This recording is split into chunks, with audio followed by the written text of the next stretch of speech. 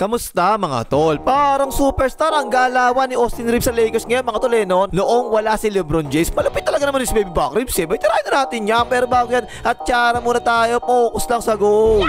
Okay game, yung laban ng Lakers laban sa Nuggets na wala si LeBron ha. 37 points, 8 rebounds, 13 assists, 4 steals, 13 out of 26 sa field goals at 4 out of 10 sa 3 points. Hard na yan, galing eh. Laban naman sa Suns, wala na naman si LeBron ha. 28 points, 4 rebounds, 6 assists, 1 block, 2 steals, 10 out of 21 sa field goals at 4 out of 10 sa 3 points. Nice naman. Laban naman ng Lakers sa Spurs, wala na naman si LeBron. 30 points naman, 7 rebounds, 6 assists, 2 steals, 12 out of 21 sa field goals at 5 out of 30 sa 3 points. Nice na naman eh. At kanina naman laban sa Bulls kung saan naglaro na nga si LeBron ulit. 25 points, 5 assists, 8 out of 16 sa field goals at 2 out of 7 lang sa 3 points. So napansin nyo ba mga tol? Nakita nyo ba yun? Syempre naman kapag wala si LeBron sa Lakers hindi naglaro, mas marami syempre attempts si Baby Back Reeves, diba? At mas nakakadiskarte talaga siya. 20 plus attempts siya nung tatlong laro wala si LeBron eh. Tapos biglang 13 attempts na lang kanina noong bumalik na si LeBron. Pero naka 25 points pa rin naman siya eh. Oh, ito yung laro nila laban sa Nuggets. Umpisa pa lang siya na may hawk ng bola kagad eh, no? Drop coverage yan, no? Biglang pull up tuloy sa 3 points. Patay ka dyan.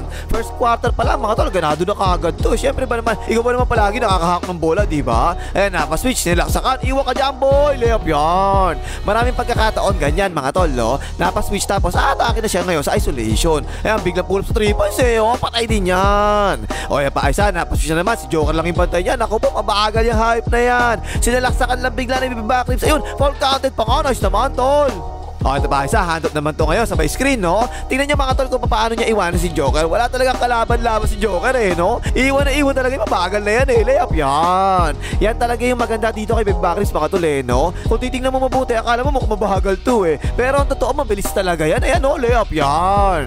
O, ayan pa isa, screen na naman sila. Napaswitch na naman si Joker. Naku po, ibigay nyo na pusta. Ayan, biglang pull up stress. Patay din yan. Nakarami talaga to si Baby Back Reeves kay Joker. Magaling naman talaga si Joker mga tol eh, no? Pero kung depensa pag-uusapan, mabagal talaga yung hype na yan eh. Para sa pasador yan, diba? Layup yan. Ito, play naman sila. Screen the screener. Ang ganda, oh. Biglang binago yung direction. Ayun, nakita nyo yun? Kita tuloy yung bakal. Jumamper. Patay ka dyan.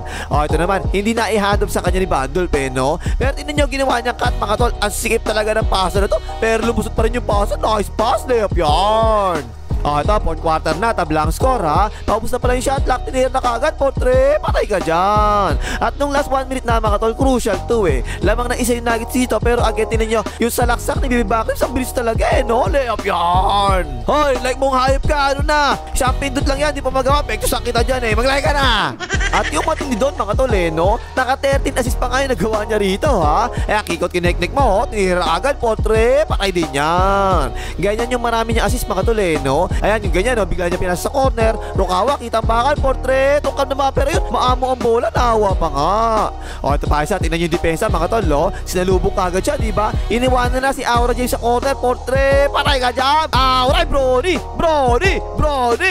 O, ito pa isa, pick and pop naman ngayon to, ha? Dino-double team na siya rito. Ayan, tingnan nyo, oh. Kita tuloy ninek-nek mo, bakal, portrait. Patay din yan. Talaga siya palagi may hawak ng bola dito, mga tol, ha? Kaya yan, dino-double team palagi siya ng depensa. Ganyan, no? Ayun, pasakan si Milton, boys, 2 points na yan.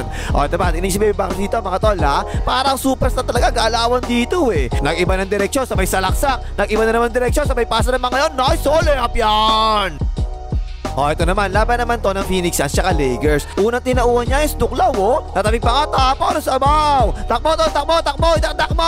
Ay, killjoy ang hayop, nilayap lang. Pero dito mga tol, naglaro na rito si Papa Luka ha. Pero sabi ni Papa Luka, sige tol, ikaw na, kaya mo na yan. Drop coverage yan, no? Walang kakabakabat, nira kagad, potre, patay ka dyan. O, ito, grabe conception to eh. Napaswitch si Booker T, binigyan na malupit na crossover, sabay 2 dribble, pull up, patay ka dyan, Booker T. Ang galing talaga ng Baby Back Reeves, mga tol eh, no? O, ito pa, paubos na yung shot clock dito. Kaya tingnan nyo, tinira na kagad niya, patabingi pa nga yan. Ang hirap niya, no? Ay, pasok pa rin, nice naman. O, ito pa, isa, binababa pa lang niya yung bola. Iniskir na, sabay behind the back, oh. Narito yung depensa, oh. Sabay step back, sabay kabaton. Patay ka dyan, ball counted pa nga. Again mga tol, same yung diskarte sa Nuggets eh, no? Kapag napaswitch yung sentro, naku po, isolation na yan, ganyan. Kaya na niya, iwanan niya, tingnan mo, oh. Galawang superstar talaga, yun, naiwan na nga, pasok na naman. Since dito mga tol, naglalaro na nga si Papa Luka, kaya tingnan mo, dinobutin tuloy siya eh, oh. Tapos naipasa kay Baby Back Reeves, ayan, inatake kagad, naghahabol pa kasi yung depensa, ayan, hanip sa layup, binitin pa muna, nice naman. So syempre naman kapag ganyan, di ba, may kasama ka pogi, meron talaga pagkakataon nakatambay ka na lang sa labas, may kasama ka pogi pero napasama naman siya ni Papa Luca. Ayan, no? Open niya, portrait, patay din yan. Ito pa isa, tingnan nyo, dinopo team na naman ang depensa si Papa Luca. Pogi nga kasi ganyan talaga pag pogi. Ayan, libre-libre to si Baby Bakri. So portrait, patay din yan.